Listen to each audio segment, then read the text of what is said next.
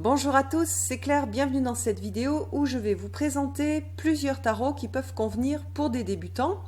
Alors j'ai choisi surtout des tarots avec des coffrets, avec un livre et un jeu, parce que quand on commence, je pense que c'est bien d'avoir un livre et un jeu qui ont été faits ensemble, l'un pour l'autre. Et puis je ne vais présenter que des jeux, on va dire qui sont publiés par des grands éditeurs, donc qui ne coûtent pas des fortunes comme on peut le voir sur certains jeux autopubliés. Donc voilà, ça va être maximum 25, peut-être 30 euros, mais pas des jeux de 50, 60, 100 euros. On est sur des jeux voilà, avec un tarif raisonnable. Ça permet aussi de tester. Et bon, si on s'est trompé, bah, c'est pas, voilà, on s'est pas ruiné pour acheter le jeu. Je vais plutôt présenter des tarots parce que je trouve que les tarots, ce sont des outils, enfin oui, tous les tarots sont des outils qui sont, enfin plutôt le système de tarot, c'est un système qui permet d'englober beaucoup de choses. On peut tout faire avec un tarot, alors qu'avec un oracle, on va avoir quelque chose de plus limité. Le tarot est plus généraliste, donc je trouve que quand on commence, qu'on ne sait pas trop ce qu'on veut faire, c'est mieux d'avoir un tarot parce qu'on va pouvoir essayer de faire plein de choses avec. Si par contre,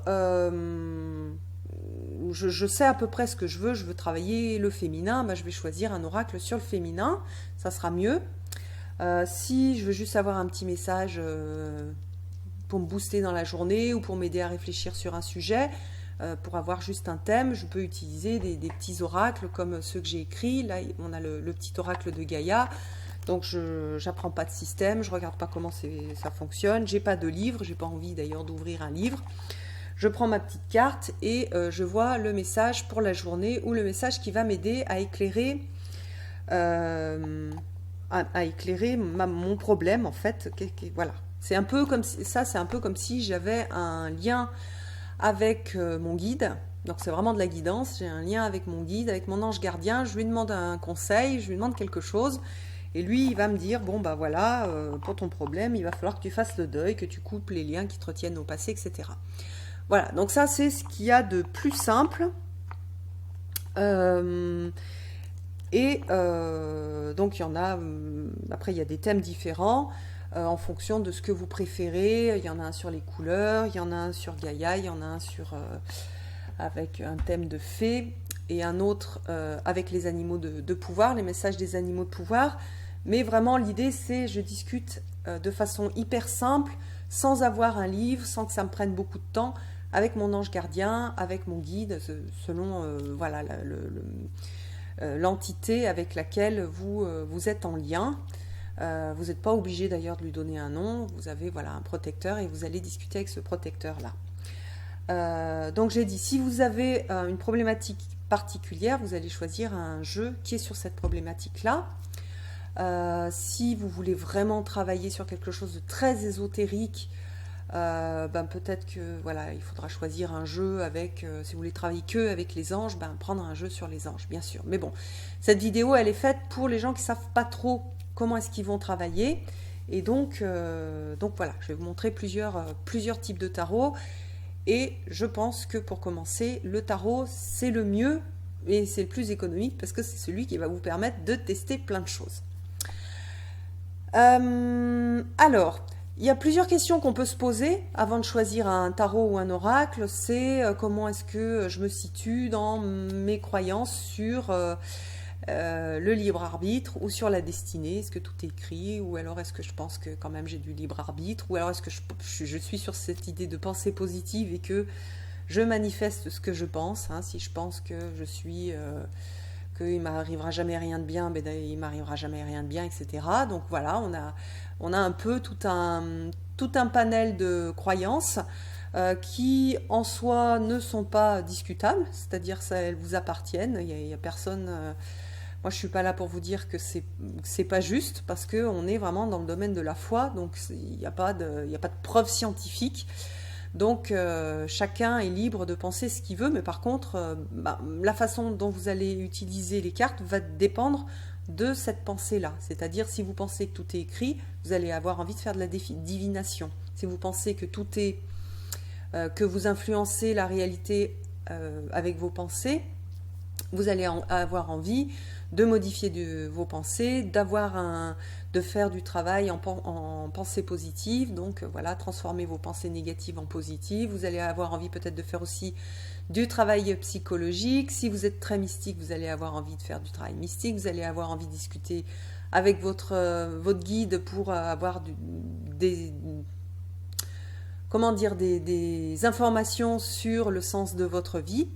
Donc voilà, on a tout ça qui est intéressant à aller explorer. Donc posez-vous la question, qu'est-ce qui vous parle? Alors par exemple, moi, je pense que la vie c'est un mélange d'eux. Je crois en la réincarnation.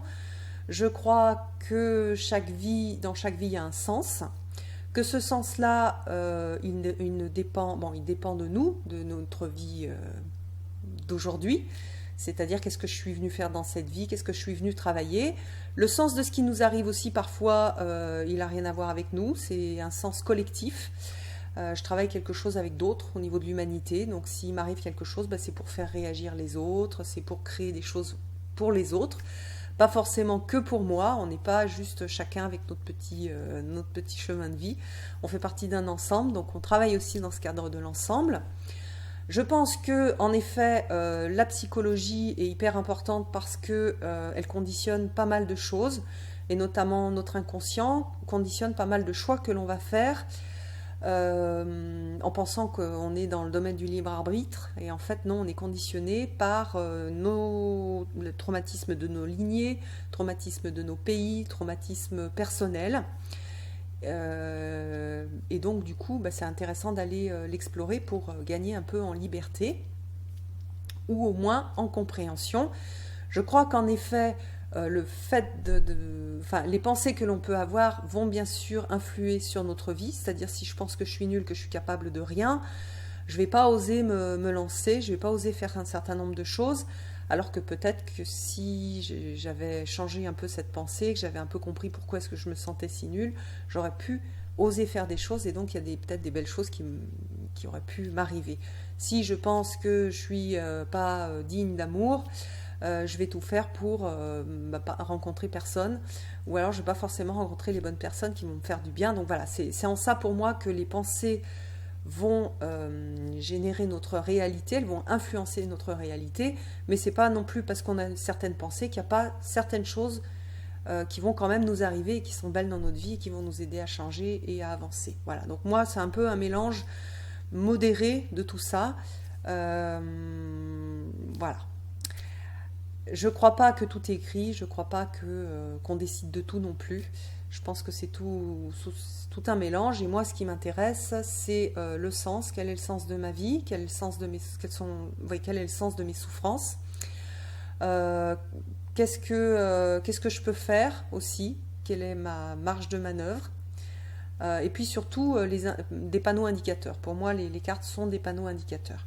Quand on va commencer à tirer les cartes, c'est quelque chose c'est compliqué un petit peu au départ, on ne comprend pas tout, on va développer un esprit aussi de Sherlock Holmes, donc on va étudier, on va travailler avec son petit guide, mais aussi et surtout il faut expérimenter. Donc c'est bien quand on commence de se faire un petit tirage pour la journée, par exemple l'énergie de la journée, je regarde ma carte, je regarde un peu mon petit guide, ou si j'ai pas le temps je le ferai le soir, et je vois en quoi ça représente l'énergie de ma journée.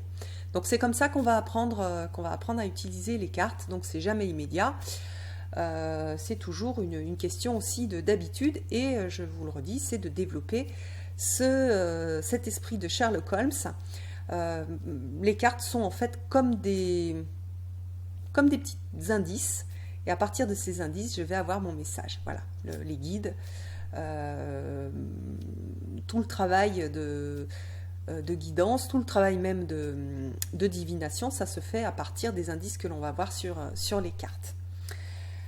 Voilà, alors qu'est-ce que je voulais vous dire aussi? Donc réfléchissez à aussi qu'est-ce que vous voulez faire avec ces cartes. Vous voulez faire plutôt du travail psychologique, plutôt vous rassurer, plutôt connaître votre avenir, ou travailler sur vous, etc. Donc, ou un peu tout, et vous voulez tout essayer. C'est utile aussi quand on regarde la façon dont les jeux sont présentés. Et puis, c'est intéressant aussi de savoir quelle énergie j'ai envie de mettre dedans. Est-ce que j'ai du temps, j'ai pas de temps, j'ai envie de mettre du temps ou pas. J'ai envie de lire des choses, de faire un travail intellectuel sans que ce soit un travail... parce qu'il y a des gens qui se définissent comme étant pas intellectuels alors qu'en fait... c'est juste que peut-être ils n'ont pas fait de longues études, mais ils sont intellectuels, ils ont envie de travailler, de réfléchir. Donc il y a ce côté-là. Est-ce que j'ai envie de réfléchir? Alors si j'ai envie que tout arrive tout cuit rapidement, sans faire d'efforts, je n'achète pas de jeu en fait. Si je veux que des réponses oui-non, je prends une pièce. Pile c'est oui, face c'est non, et je fais du pile ou face, et voilà, c'est tout. Si j'ai rien envie de faire, j'ai pas envie de mettre d'énergie, il vaut mieux pas acheter de jeu.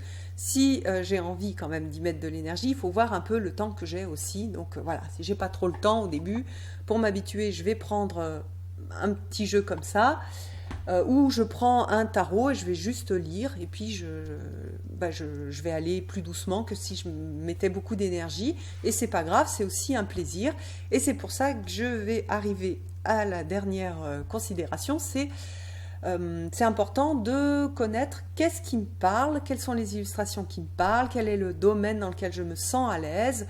Est-ce que j'ai besoin d'images plutôt urbaines pour travailler? Est-ce que j'ai besoin d'images plutôt de nature, plutôt de choses anciennes, comme par exemple sur le tarot de Marseille, pour que ça me parle? Donc c'est pour ça que je vais vous montrer plusieurs jeux avec des ambiances un petit peu différentes.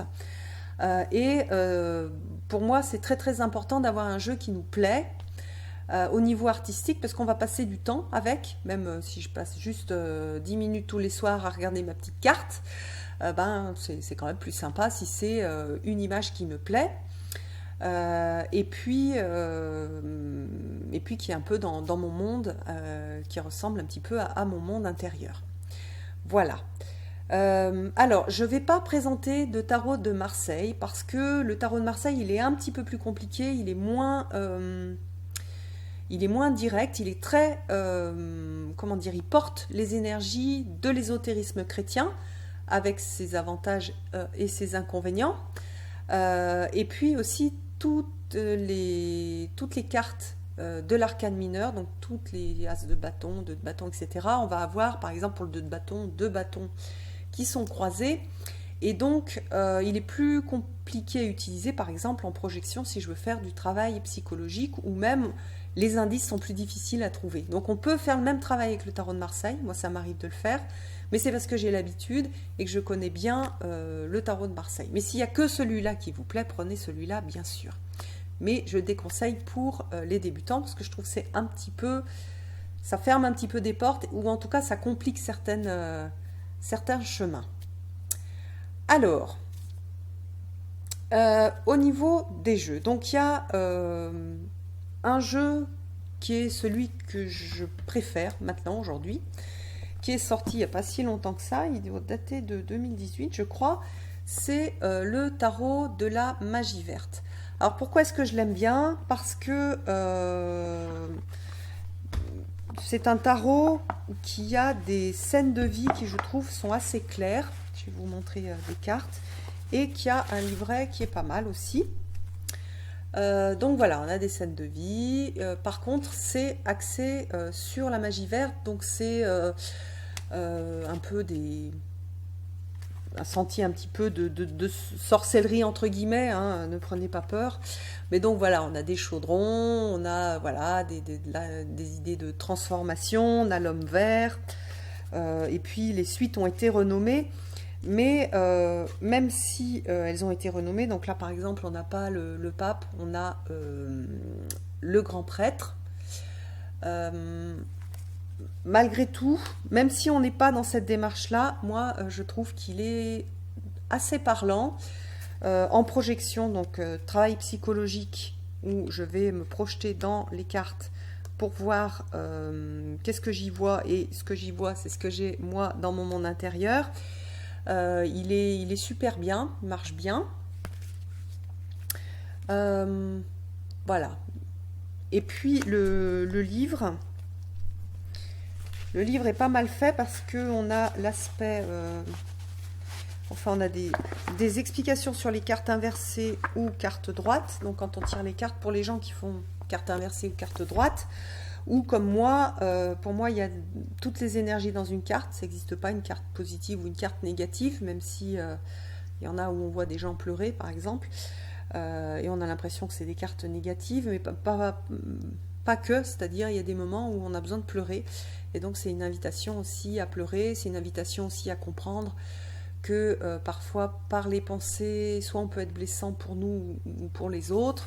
Donc voilà, il y a surtout des leçons sur chaque carte. Donc par exemple, voilà, par exemple sur ce livre-là, on a la carte indique que le consultant aime travailler, espère bénéficier de la valeur à long terme d'une carrière véritable, possibilité d'une retraite. Donc on a toute l'explication de la carte avec la signification avec des mots-clés, donc amour du travail, carrière avec bénéfice et retraite, compétences récompensées, développement d'un passe-temps de longue haleine, et puis la carte inversée, donc soit si c'est un frein, par exemple, ou qu'on a tiré la carte en inversé, vision à court terme du travail, récompense minime, etc. Et puis après, on a des mots-clés vraiment hyper simples, savoir-faire commerciaux et amour du travail. Donc, je le trouve bien fait. Il y a de la place pour mettre des petites notes, rajouter d'autres mots-clés qu'on va découvrir au fur et à mesure de notre recherche. Voilà. Mais les cartes ont été renommées, donc les suites n'ont pas le même nom. On ne va pas retrouver coupe, etc. Les cartes aussi les cartes de l'arcane majeur ont aussi été renommées. Donc on va moins reconnaître en fait quand on va le comparer avec un tarot de Marseille. Un autre tarot que je vous ai présenté il n'y a pas très longtemps, c'est celui-là, le tarot de la forêt enchantée.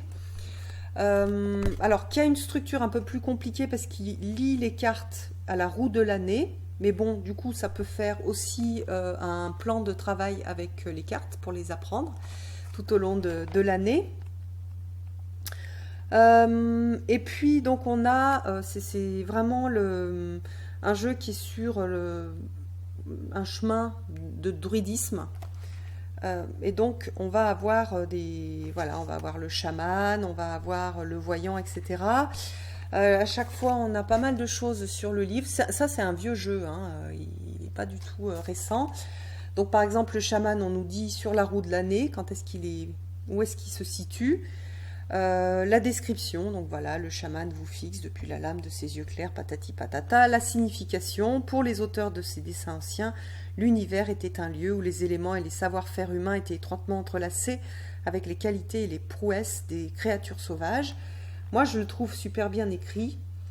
Il y a des points essentiels de la lecture. Donc voilà, vous entendrez le son d'un tambour ou le chant du vent, la lumière dansera sur l'eau ou un renard aboiera à minuit. Quoi que ce soit qui éveille votre désir de revenir à la nature, votre chaman intérieur est prêt pour l'initiation au mystère. Et ensuite, on a quelque chose qui s'appelle racines et branches. Donc en fait, ce sont les mots-clés.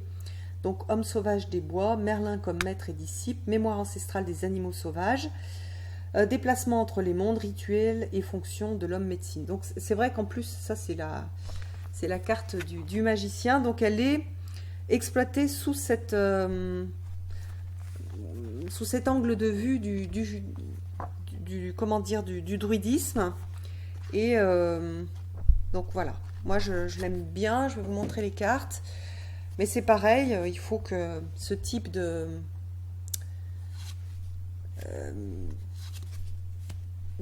façon de voir les choses vous parle. Il travaille très bien en projection, sauf les cartes de cours où on a des animaux. Donc là, c'est plus difficile. Mais voilà, par exemple, ici, c'est la carte de l'ennui. Vous voyez qu'il y a un mot-clé. Donc oui, ce qui est bien sur celui-là pour les débutants, c'est qu'il y a un mot-clé sur les cartes. Donc voilà, par exemple, l'énergie de la journée, l'ennui. En quoi est-ce que ce que j'ai fait dans ma journée m'a ennuyé? Comment est-ce que j'ai géré mon ennui? Pourquoi je me suis ennuyée? Qu'est-ce que j'aurais pu faire pour rendre cette journée moins ennuyeuse ou plus joyeuse, plus intéressante? Est-ce qu'il y a des choses que j'ai pas vues parce que j'étais dans cet ennui-là et du coup j'ai pas vu les choses chouettes qui pouvaient être là. Donc voilà, le 3 de vase, on a la joie. Donc ici aussi, on a les cartes qui ont été renommées. Et, mais voilà, il est très proche du monde naturel. Moi j'aime bien en fait ces jeux proches du monde naturel. Je trouve ils ont un... En fait, ils vont aussi nous parler de nos ancêtres. En fait, on a tous, on est tous issus en fait de lignées proches de la Terre, puisque l'humain a été au départ très proche de la Terre. Donc ça nous fait retrouver ces racines-là. Voilà. Et puis c'est teinté de magie, donc ça, c'est aussi une façon de reconnecter la magie de la vie. Voilà, hop. Donc ça c'est le deuxième, le tarot de la forêt enchantée. Alors ensuite, il y a un autre jeu que j'aime bien qui est plus compliqué. Là, est-ce que je peux en montrer un? Oui, voilà, un qui est simple. Je vais vous montrer les simples d'abord, puis je vous montrerai après les compliqués, mais qui vont quand même qui conviennent aussi pour des débutants. C'est donc le tarot divinatoire du corbeau. Alors, il est un peu plus complexe au niveau des cartes, puisqu'on n'a pas de scène de vie. On a plutôt voilà, des symboles avec des plumes, des petites lumières, des mains, des roses, des corbeaux.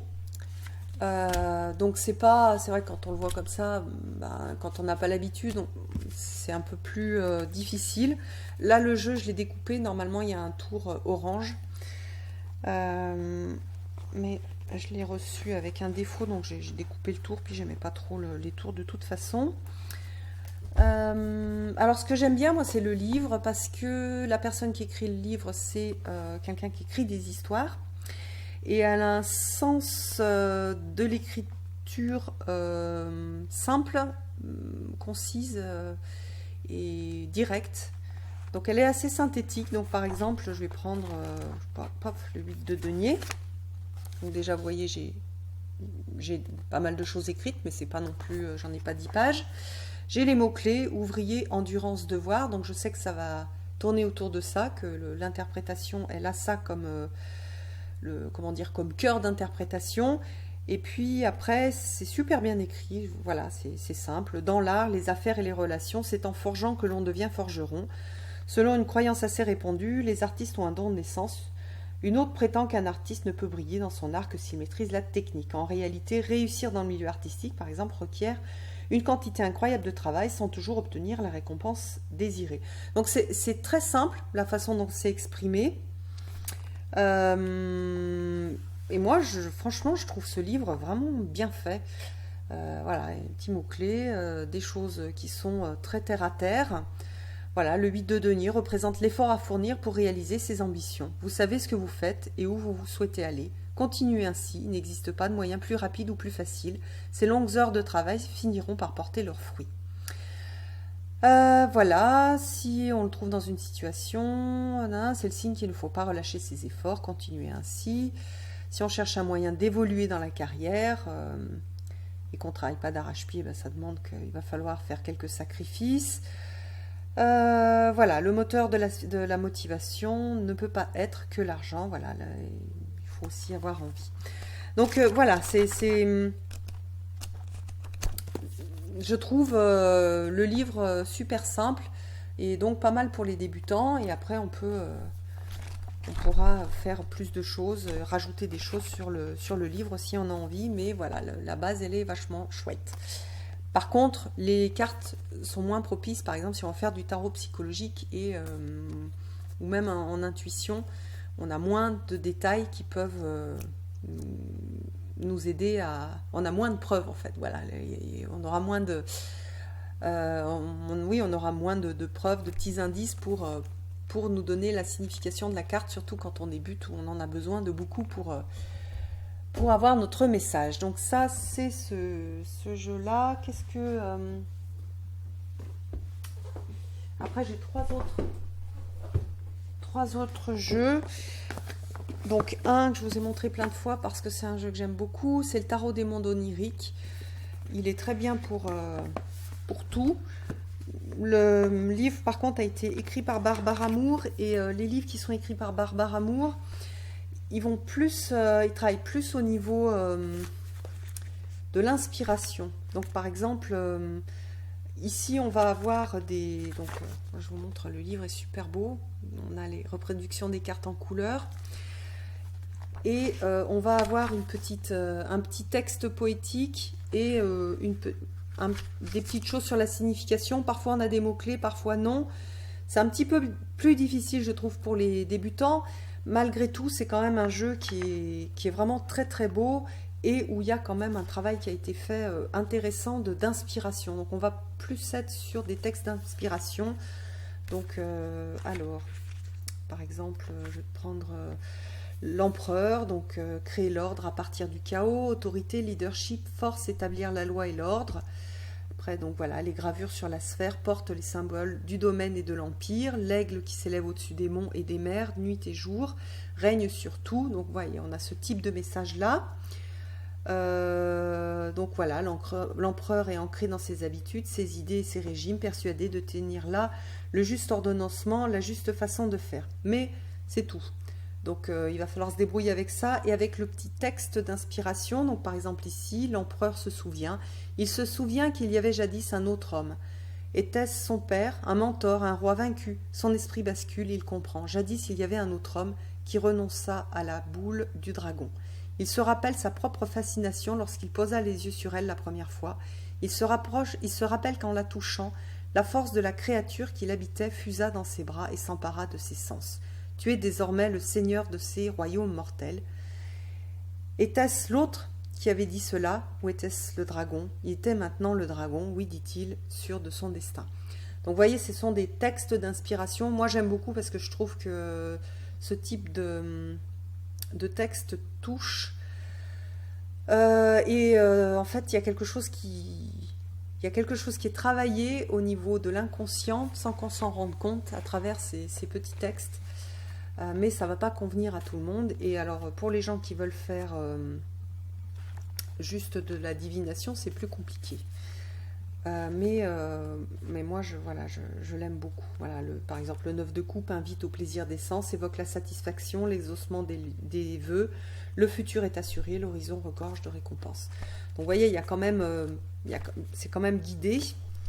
Un petit peu moins que dans d'autres livres, mais quand même, il y a pas mal d'infos. Donc pour celui-là, je vous invite par exemple à souligner les mots-clés pour pouvoir les retrouver plus vite si vous voulez vous faire un tirage rapidement. Et je trouve, moi j'adore l'art de Stéphanie Puyminlo. Ça me touche, ça me parle, il y a énormément de poésie. Alors il y a beaucoup de détails. Les cartes sont des cartes de taille standard. Et c'est vrai qu'avec tous ces détails, on aimerait bien avoir des cartes de type oracle, donc plus grandes pour pouvoir voir les détails. Mais voilà, donc il est fait comme ça. Et moi j'aime bien aussi qu'il ne soit pas très grand parce que je peux l'emmener plus facilement, le brasser, le mélanger. Il tient bien dans la main, donc il y a aussi des avantages à avoir des cartes de type taille de cartes de tarot. Donc voilà. Donc ça c'est pour moi c'est mon tarot préféré, avec le tarot de la magie verte aussi que j'aime beaucoup maintenant. Hop, je vais fermer la boîte. Il y a 2 jeux qui ont été écrits par Lunéa Weatherstone, qui écrit des livres qui sont pas mal. Donc il y en a le tarot des chats mystiques, il y en a 2, oui, le tarot des chats mystiques et le tarot des fées victoriennes. Alors le tarot des chats mystiques, donc il faut aimer les chats. Donc si vous n'aimez pas les chats, si vous n'avez pas envie de vous projeter dans une carte où vous pourriez être représenté par un chat, c'est pas la peine de le prendre. Mais j'aime bien parce que à chaque fois, donc il y a la description de la carte, donc ça c'est bien. Il y a le conseil du chat et il y a si la carte est à l'envers, donc si c'est un frein ou si vous utilisez les cartes endroit envers, si vous avez tiré la carte à l'envers. Donc ça c'est pas mal. Alors moi ma version, les premières versions, c'est l'éditeur qui me l'a envoyé, donc c'est les premières versions qui sont sorties et il y avait un défaut de colle au niveau du livret. Maintenant je pense qu'ils ont résolu le problème, mais donc voilà, puis le livret est beau, c'est vraiment agréable de travailler avec ce jeu là. Par contre, voilà, ils sont des chats. Donc, ça ne veut pas dire qu'il est moins puissant, moins important, moins... C'est pareil en fait, hein, les images ont la même puissance, mais il faut avoir envie de travailler avec des chats. J'avoue que je l'utilise pas très souvent, mais néanmoins, c'est quand même... je trouve que c'est un jeu qui peut être un jeu rassurant, mais dans lequel on peut quand même se projeter, hein. Vous voyez, les amoureux, on a les deux petits chats ensemble, avec... voilà. Hop, c'est 8 du ciel, donc les cartes qui sont un peu plus effrayantes, bah, elles vont mieux passer parce qu'on a des petits chats. Donc ça, c'est le tarot des chats mystiques. Hop. Le tarot des fées victoriennes, c'est aussi un des tarots que j'aime beaucoup, beaucoup, parce que il y a la poésie des fées dedans.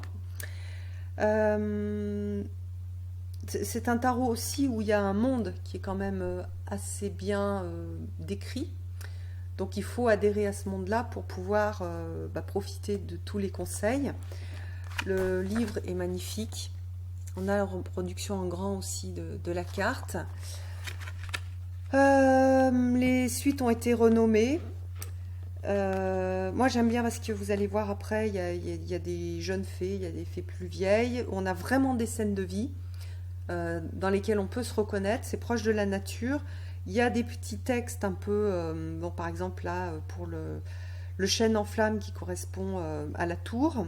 Donc le tonnerre éclate, ses grondements semblent faire trembler les collines, et dans une splendeur brillante et lumineuse, les éclairs finissent par s'estomper. Donc on a ce petit texte d'inspiration par rapport à la carte, et après, donc par exemple là en Angleterre, les chênes peuvent vivre 1000 ans, et c'est la raison pour laquelle c'est un choix populaire parmi les fées qui cherchent un endroit stable pour élever leur famille. Donc on a des histoires de fées qui nous sont racontées pour nous faire comprendre la signification de la carte. Après on a quand cette carte apparaît dans un tirage, d'inévitables changements ébranlent nos fondations et brisent nos anciens modèles pour que de nouveaux puissent émerger. Et puis ensuite, on a en résumé avec des mots-clés, destruction, changement soudain, effondrement des modèles établis. Donc il est très très bien fait.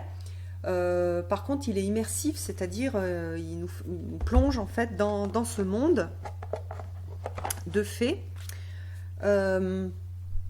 avec donc des illustrations que moi j'aime bien parce que voilà, on va avoir des choses qui se passent sur les cartes. Et là, il y a des fées qui font du tir à l'arc. Il y a là, je ne sais pas si vous allez bien voir, mais il y a des petites fées qui sont en train de se baigner ensemble dans une... c'est la fête dans la rivière. Donc les images sont assez parlantes.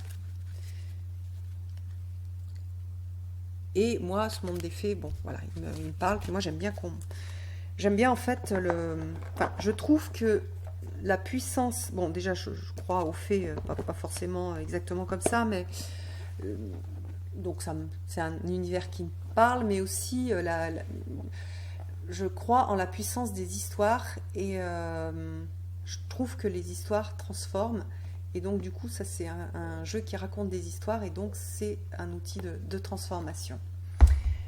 Qu'est-ce que je vais vous montrer aussi? Ah oui. Donc deux autres, non j'en ai trois autres, et puis après je vous montrerai trois livres. Si on a envie d'un environnement plus sombre et qu'on aime le monde du steampunk, on a ce livre-là avec aussi le tarot, avec une petite phrase d'inspiration. Un petit texte, donc par exemple, en dépit de vos inquiétudes, je maîtrise la situation, par exemple pour le chariot. On a la signification principale avec un petit texte, enfin un petit texte, par exemple ici, la volonté qui triomphe de situations difficiles, et puis une petite sorte de petite histoire qui explique aussi la signification de la carte. Donc voilà, là, les sabots des bêtes de somme émettent un bruit de tonnerre qui fait trembler la terre, des chevaux vapeurs font vibrer les rênes de son attelage, sa silhouette menue n'en est pas moins, parfaitement immobile, etc. Puis ensuite on a, dans certains jeux de tarot, le conducteur de charte a une baguette à la main, symbole de la volonté et de la force, Donc on a l'explication de la carte, mais on n'a pas de... On a la signification cœur sans avoir de mots-clés. Mais c'est pas mal fait. Alors c'est fait par Barbara Moore, comme pour le tarot des mondes oniriques. Donc il y a ce côté un peu d'histoire et un petit peu poétique. Alors ce que je trouve intéressant dans ce jeu-là, donc il est tiré du monde steampunk. Alors le steampunk, pour résumer, je ne vais pas vous faire une magnifique définition, mais c'est la science-fiction telle qu'on l'imaginait, c'est le futur tel qu'on l'imaginait dans la période victorienne. Donc on a donc c'est très teinté de l'Angleterre. La période victorienne, c'est la période pendant laquelle la reine Victoria a régné. Donc on retrouve au niveau des habits les personnages. Le steampunk aussi a été énormément influencé par les histoires de Jules Verne, par exemple. Et donc on a cette idée de science-fiction. Et en fait, ce que je trouve intéressant dans cette période-là, c'est que on est dans cette période où il y a l'industrie qui arrive, en fait. Et ça a transformé le monde. Et donc on avait ce côté de doute, d'incertitude, de peur, et ce côté rêve de ce que l'homme pouvait créer, de la puissance créative de l'homme. Et je trouve... oui, et ça interroge en fait aussi l'homme et la machine, le lien entre l'homme et la machine. Donc voilà, je le trouve très beau. Je regrette un peu qu'il n'y ait pas de personnages. Là, on a pratiquement que des personnages assez jeunes. J'aurais aimé avoir aussi des personnages un peu plus âgés pour moi pouvoir mieux me projeter en fait dans ces cartes. Mais néanmoins, ce sont des dessins, donc on peut tout à fait les utiliser comme ce sont des dessins, ce ne sont pas des personnages, des photos de personnages, donc voilà. On peut aussi les utiliser quel que soit notre âge. Donc voilà, alors c'est un jeu spécial et qui va... souvent les gens l'adorent ou ça leur plaît pas du tout. Il est un petit peu sombre, je trouve. Par exemple sur cette carte-là, moi j'aurais aimé qu'elle soit un tout petit peu plus claire pour un peu mieux voir l'illustration, surtout que j'y vois un petit peu moins maintenant. Là j'ai mis mes lunettes, alors ça va. Donc voilà, mais il est super intéressant et puis il fait un peu voyager dans cette période-là que je trouve très parlante et qui ressemble un peu à notre période d'aujourd'hui où on est aussi dans cette incertitude sur l'avenir, que va devenir le monde, notre relation justement au progrès, à la croissance. Voilà. Sachant que l'idée de croissance, c'est aussi, elle est issue de cette période-là. Donc voilà. Donc ça, c'est le tarot steampunk. Je vais vous en montrer deux autres. Donc le tarot du funambule,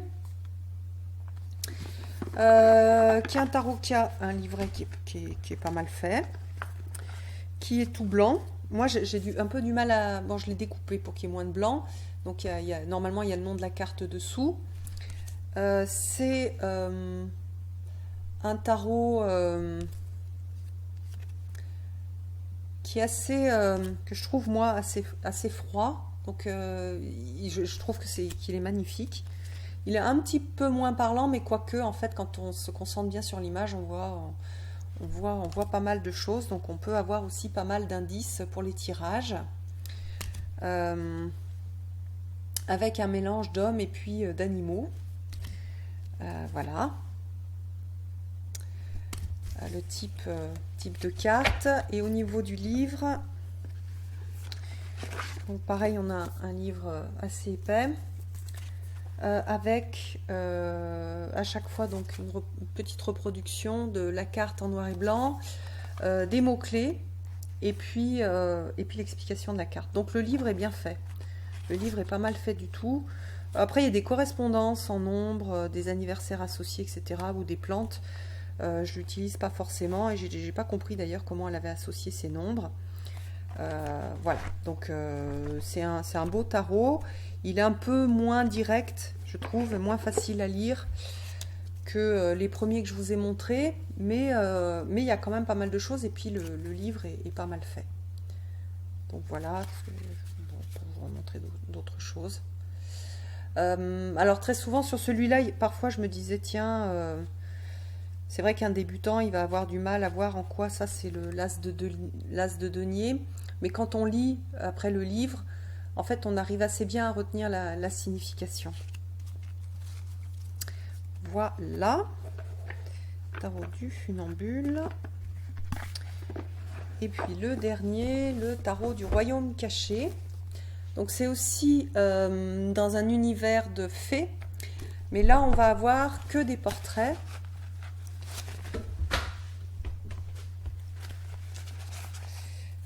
Voilà, on a des portraits, mais pas que pour les cartes de cours, on a des portraits pour toutes les cartes. Donc voilà, la danse dans l'ombre, on a essentiellement un portrait. Là, le 3 de denier, on a aussi, on a que des portraits de personnages. Donc, il travaille pas mal au niveau des émotions. Donc, non, il y a les as, ce sont des animaux. Il travaille pas mal sur les émotions et les parties de soi, les différentes parties de soi. Il est basé sur le monde féerique, mais il fait moins petite fée. J'aime beaucoup les représentations, je le trouve vraiment très très très beau. Je trouve donc du coup, comme il n'y a pas de scène de vie, c'est un petit peu plus difficile, un peu moins universel comme type de travail que l'on peut faire avec. C'est Barbara Ramour à nouveau qui a écrit le livre. Alors elle va sur celui-là, même chose, elle raconte une histoire, elle raconte l'histoire de la carte. Et puis il y a signification divinatoire. Voilà, une petite partie de signification divinatoire. Mais en racontant l'histoire de la carte, elle aide en fait à comprendre sa signification. Donc voilà, je vous ai tout montré.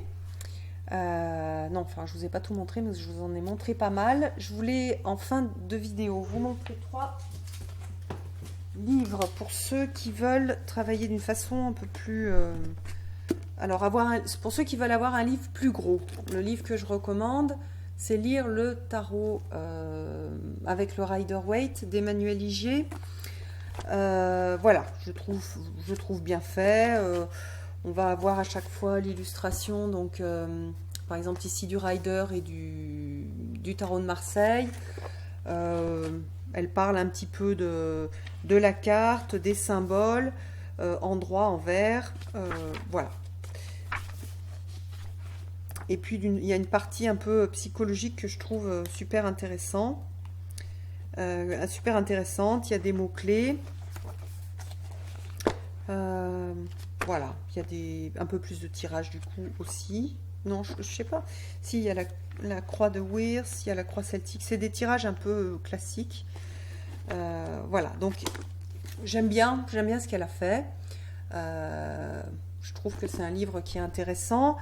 Si vous voulez faire que du travail psychologique, je vous conseille celui-ci, qui ressemble plus à ça, parce qu'il a été réédité. Moi, je l'ai acheté à un moment où on ne le trouvait plus, parce qu'il était bien vieux, mais là, ils l'ont réédité. Pour moi, c'est le meilleur livre sur le tarot psychologique. Donc, à l'époque, il existait très peu de tarots, alors que maintenant, il y en a beaucoup. Donc, elle présente certains tarots qui conviennent.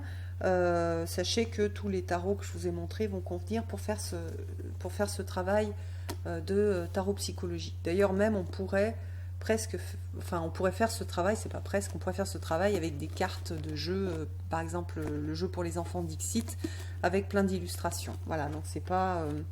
l'idée c'est de se projeter dans la carte et de voir ce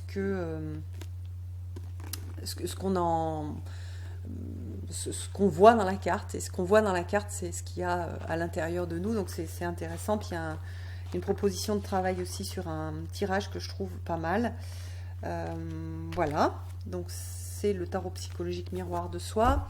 Et puis il y a un autre coffret, je crois que le livre il se vend pas tout seul, voilà, ne peut être vendu séparément. C'est un coffret avec un tarot de Marseille et ce gros bouquin sur le tarot de Marseille, donc de Marianne Costa, qui est la personne qui avait collaboré avec Jodorowsky pour faire le livre avec lequel moi j'ai commencé, qui est La Voix du Tarot, que j'aime beaucoup, mais je préfère de très loin celui-là, qui est très très bien écrit, où on a l'histoire du tarot, où on a les différents types de jeux de tarot de Marseille, parce qu'on a l'impression qu'ils sont tous pareils, mais non, il y a plusieurs types. Sachant que ça n'a pas été, les classements par type n'a pas été fait à l'époque, c'est les historiens qui les ont mis dans des petites boîtes, des petits types de tarot. Il y a les dates, donc voilà, le plus ancien, on a Jean Noblet, 1650, 1659, donc voilà, on a des mots-clés aussi pour les cartes, pour toutes les cartes, donc il sert aussi pour faire des tirages, et pas que l'histoire. Il y a le contexte culturel, c'est hyper intéressant. Il y a toute une idée de lien avec la hiérarchie spirituelle chevaleresque, avec une circulation entre les différentes suites. Il y a vraiment une vision qui est, moi je trouve, passionnante. Et ça, c'est pour les gens qui ont envie qui ont envie de travailler un peu plus avec ce tarot, et notamment avec le tarot de Marseille. Il ne va pas pour utiliser un tarot type Rider-Waite, il va pour utiliser le tarot de Marseille. C'est pas un livre pour le tarot Rider-Waite. Voilà. Alors, dernière chose, si vous avez donc acheté un jeu, une fois que vous avez acheté un jeu, vous pouvez aussi profiter des vidéos que j'ai faites pour les débutants, pardon. Donc j'ai fait des vidéos avec des tirages, avec des explications des cartes de majeures qui sont assez anciennes. Ça fait longtemps que je les ai pas écoutées, mais bon voilà, j'avais déjà fait ça. Il y a aussi une première approche du tarot psychologique, comment ça fonctionne, des exemples de tirages, ça je l'ai déjà dit. Et puis sur mon site Weebly, auquel vous avez accès quand sur le bandeau en fait de YouTube, il y a un petit carré avec il doit être bleu avec un W, vous cliquez dessus, vous êtes sur mon site et il y a une partie pour les débutants, donc il y a les liens à mes vidéos de débutants, et puis aussi il y a un petit livret pour commencer à travailler avec son tarot, et je fais faire plusieurs exercices. C'est plutôt axé développement personnel, mais ça permet en fait de travailler avec ces cartes et de commencer à faire des choses avec. Donc on travaille sur l'enfant intérieur, voilà, il y a plein de petites activités qui sont proposées. Donc c'est gratuit, vous le téléchargez, vous l'imprimer, ou alors vous recopiez les questions pour pouvoir faire vous-même les dessins ou mettre des copies de vos tirages. Voilà, donc je ne sais plus combien d'activités il y a, mais bon, il doit y avoir une dizaine d'activités pour commencer à connaître son tarot, travailler avec les cartes de cours, travailler avec les majeurs, travailler avec la carte qu'on préfère, celle qu'on aime le moins, etc. Donc ça permet de brasser les cartes et de commencer à créer un lien avec votre tarot. Voilà. J'espère que cette vidéo vous aura plu et je vous embrasse tous. À bientôt.